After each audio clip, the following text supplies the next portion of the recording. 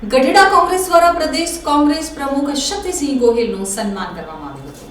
રાજ્યસભાના સાંસદ અને કોંગ્રેસ પક્ષના ગુજરાત પ્રદેશ અધ્યક્ષ શક્તિસિંહ ગોહિલનો ગઢડા ખાતે કોંગ્રેસ સમિતિ દ્વારા સન્માન સમારંભ યોજાયો હતો।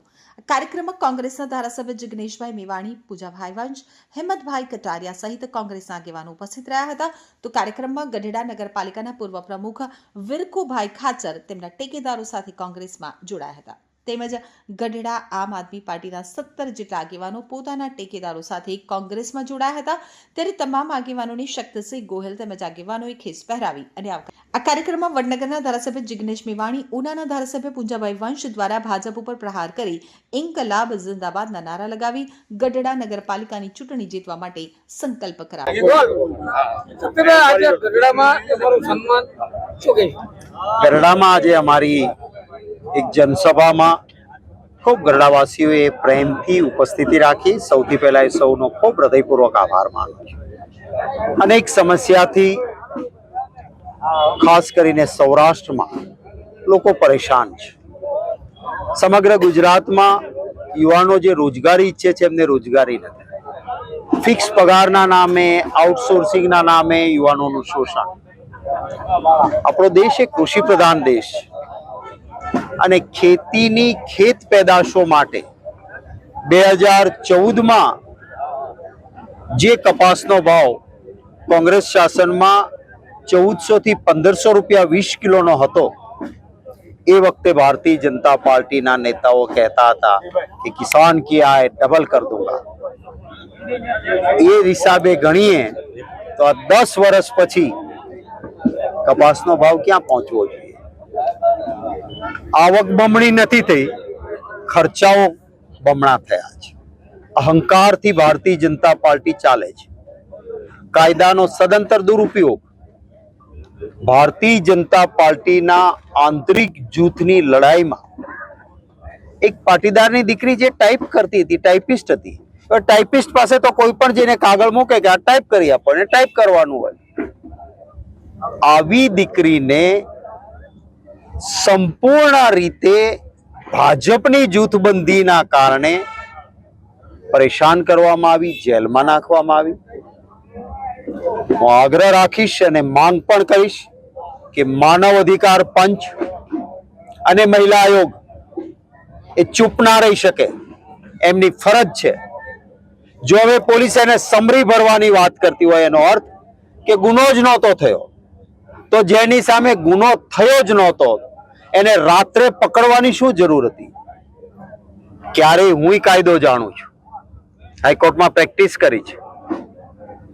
કોઈ ટાઈપ કરનાર માટે રોડ ઉપર પુરાવાનું રિકન્સ્ટ્રક્શન હોઈ ન શકે। રોડ ઉપર સરઘસ શું કામ એનું કાઢવામાં આવ્યું? અને હવે ભારતીય જનતા પાર્ટીના નેતાઓ જુદી જુદી વાતો કરતા હોય, યોગ્ય નથી। આ દીકરીના સન્માનને ઠેસ એ ગુજરાતની તમામ જાતિ જ્ઞાતિ વર્ગને ઠેસ છે અને એટલા માટે ગુજરાત રાજ્યના મુખ્યમંત્રીશ્રીએ પણ માફી માંગવી જોઈએ। જવાબદાર અધિકારીઓ અને એ અધિકારીઓએ જે ભાજપના નેતાની દોરી સંચારથી આ દીકરીને અપમાનિત કરી હતી, એ તમામ સામે કડક કાર્યવાહી અને એના સામે ગુનો દાખલ થાય એ વાતની હું માંગ કરું છું। આવી જ પરિસ્થિતિ બીજે છે। ગરીબ માણસ કોઈ હોય, નાનો ગુનો કરે તો એના ટાંટિયા ભાંગી નાખવાના।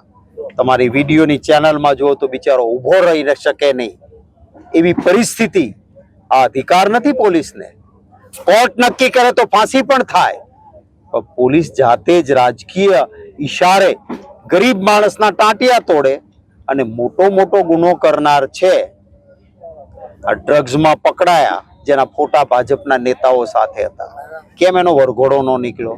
કેમ એના ટાંટિયા ન ભાંગ્યા?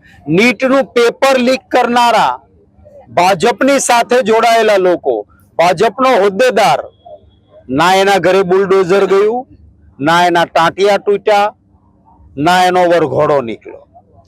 મહેસાણામાં નાની નાબાલિગ દીકરી ઉપર બળાત્કાર કરનાર ભાજપનો મહામંત્રી, દાહોદમાં એક બક્ષી પંચની નાની દીકરી ઉપર છેડતીને ગળું દબાવીને એને મારી નાખનારો પ્રિન્સિપાલ, એ ભાજપની વિચારધારાનો પ્રચારક હતો.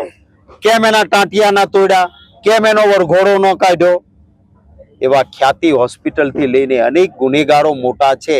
સાબરકાંઠામાં કરોડોનું ફુલેકું ફેરવનાર ભાજપે એમાંથી ધન સંગ્રહ લીધું હતું.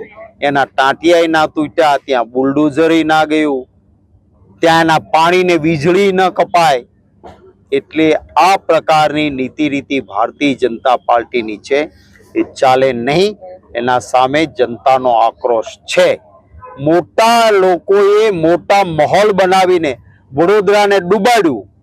પાણીના રસ્તામાં જતા જગ્યાએ બિલ્ડિંગો બનાવી નાખ્યા. ગ્રીન ઝોનને બિલ્ડિંગ ઝોનમાં ફેરવી નાખ્યો. ત્યાં કોઈ બુલડોઝર નહીં, ત્યાં ડિમોલિશન નહીં.